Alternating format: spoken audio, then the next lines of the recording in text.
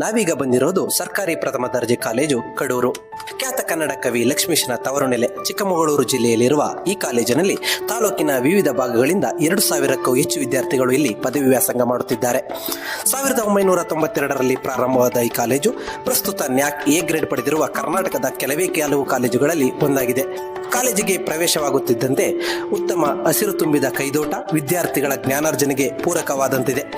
ಉತ್ತಮ ತರಗತಿಗಳು, ಓದಿಗೆ ಉತ್ತಮವಾದ ಪುಸ್ತಕಗಳು, ಅತ್ಯುತ್ತಮವಾದ ಗ್ರಂಥಾಲಯ ಮತ್ತು ವಾಚನಾಲಯವಿದೆ.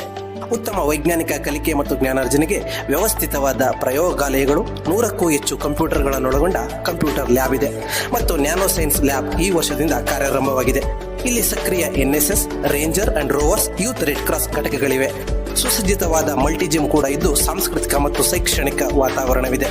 ಪ್ರಸ್ತುತ 2025-26ನೇ ಸಾಲಿನ ಪದವಿ ಕೋರ್ಸ್ಗಳಿಗೆ ಪ್ರವೇಶಾತಿ ಆರಂಭವಾಗಿದ್ದು BA, BSc, BCA, BCom ಮತ್ತು BBA ಕೋರ್ಸ್ಗಳು ಲಭ್ಯವಿದ್ದು ಹೆಚ್ಚಿನ ವಿದ್ಯಾರ್ಥಿಗಳು ಮುಕ್ತ ಪ್ರವೇಶಾತಿ ಹೊಂದಬಹುದಾಗಿದೆ.